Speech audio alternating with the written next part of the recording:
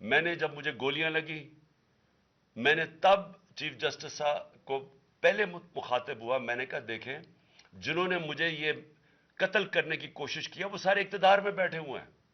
اس میں یہ جو ایک آدمی ڈرٹی ہیری جب سے جنرل باجوہ لے کے آیا یہاں تب سے یہ تشدد شروع ہوا ہے. شہباز گل کا, اعظم سواتی کا, مجھے گولیاں لگی. یہ جو داستان آپ سن رہے ہیں سوشل میڈیا کے بچوں سے پوچھیں جب سے یہ آدمی آئے ان سے اٹھ کے کیا ہوا.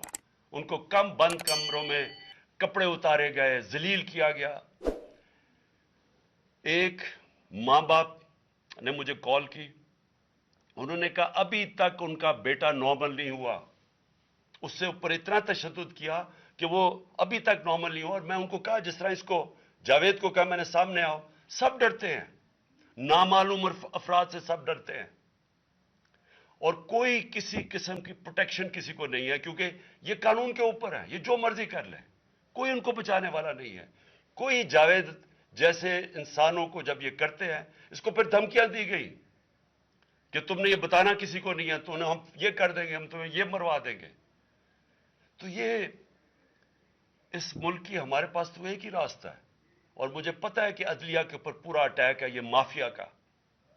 یہ پولیٹیشن نہیں ہے, یہ مافیا ہے جو ٹیپیں بناتا ہے ججز کی, جو ہر قسم کی بلیک میل کرتا ہے. انٹیریئر منسٹر ٹیپ چلا رہا ہے کسی کی, یہ بالکل غیر قانونی چیز ہے. وہ جج کی ٹیپ چلا رہا ہے, وہ اس کی مریم وہ ٹیپ چلا رہی ہے کسی ارشد ملک جج کی, کبھی ثاقب نثار کی ٹیپ چل رہی ہے. یہ کسی مہذب معاشرے میں یہ چیزیں نہیں ہوتی. یہ کنٹرول کے لیے, عدلیہ کو کنٹرول کے لیے صرف یہ سارے حربے استعمال کیے جا رہے ہیں.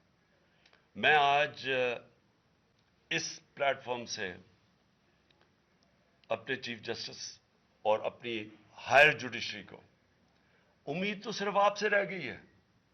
اس وقت جو جس طرح کا ظلم کیا جا رہا ہے, یہ نامعلوم افراد جو کر رہے ہیں اس ملک کے ساتھ, اور خاص طور پہ جو ڈرٹی ہیری ہے, میری ساری انہوں نے, یہ کیسے ہو سکتا ہے کہ میری جو ساری جے آئی ٹی کی رپورٹ تھی جو انہوں نے فورینسک ایویڈنس جمع کی ہوئی تھی وہ ساری ختم کر دی ہے. ان 4 آفیسرز کو پھر اوپر بٹھا دیا جن کے اوپر پروسیکیوٹر جنرل نے کہا تھا کہ انہوں نے میری جے آئی ٹی کی ایویڈنس سیبوٹاج کرنے کی کوشش کی. اس نے ٹیررزم کورٹ کو بتایا ہے, ان کو واپس لا کے اوپر بٹھا دیا ہے.